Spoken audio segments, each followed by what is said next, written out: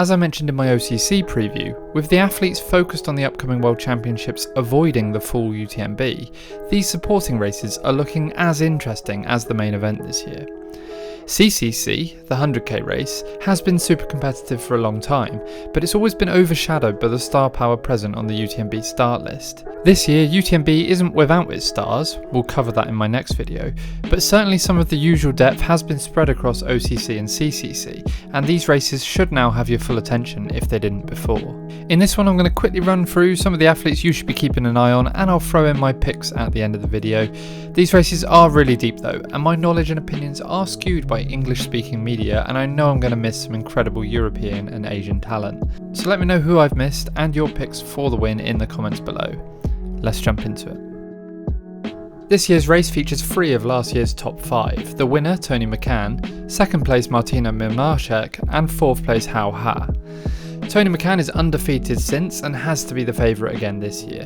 You can expect Martina to run aggressively just as we saw a couple of months ago at Western States, pushing at the front before unfortunately DNFing, but she's already bounced back with a win at Monte Rosa 50k and I think she'll feature here once again.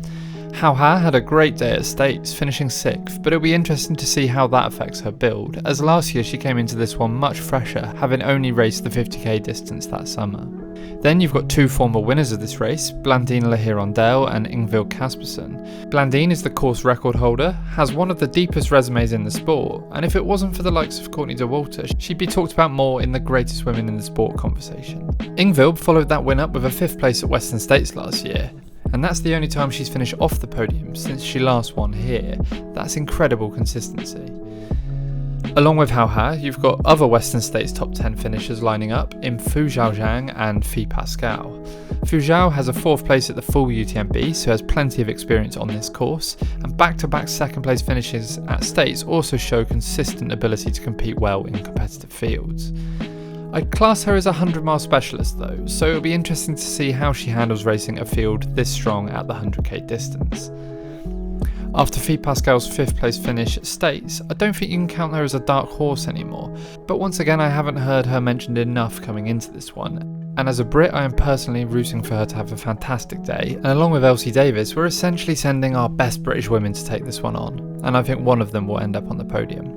I'll quickly touch on the Americans to look out for. There's Dani Moreno, an incredible short distance athlete who's spent the last few years focusing on the 50k distance, including taking a 3rd place at OCC back in 2022. It looks like this is her first 100k race though, and in a field this deep, it's a big ask to come away with a result on her first attempt. Another one who might struggle stepping up for the first time is Tabor Hemming. Again, rarely off the podium when racing at 50k or below, but after DNFing OCC last year, I'm not convinced she'll have a great day. In my opinion, the best hope for the US in this one is either Alison Bacher. Recent wins at the Black Canyon 50k and Desert Rats 50k tell us she's having a good year, and crucially she has experience over this sort of distance, having won the 110k race at Val d'Oran last year and taken 6th place in the 87k at the last World Championships. Or Lottie Brinks, who finished 9th here last year and is also in good form, winning the 100k at Desert Rats earlier this year.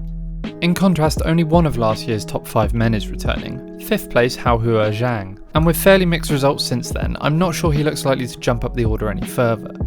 What we do have though is last year's OCC 1st and 2nd place finishers Eli Hemming and Francesco Pupi, both of which have taken swings at the longer distance earlier this year with differing levels of success. Eli ran aggressively at the Black Canyon 100k back in February and paid the price, bonking in the later stages and slipping out of golden ticket contention. Francesco, on the other hand, stepped up at the Canyons 100k, looked fantastic and in control throughout, taking the win in a very competitive field. Eli has bounced back with some wins at his preferred 50k distance, and Francesco has continued his great form, winning the Lavaredo 50k and finishing top 10 at Sierra Zenal. You've also got US athletes David Sinclair and Jeshrun Small stepping up in distance.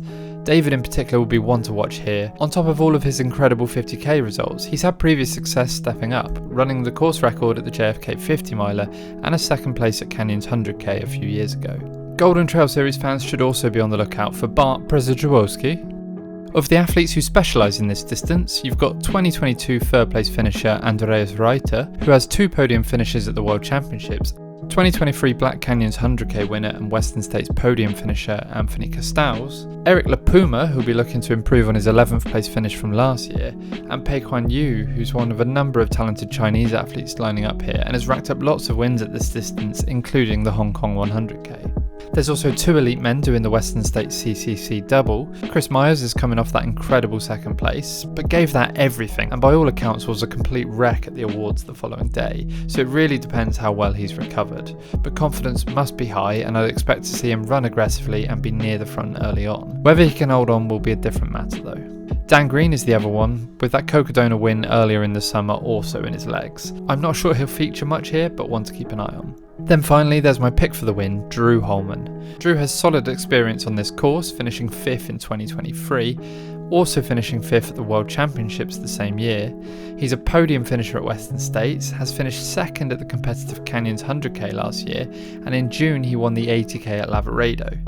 I just think he has such a well-rounded skill set, has experience racing in competitive fields at every distance, and is known to pace himself incredibly well, something that guys used to racing shorter might struggle with if they take it out super hard.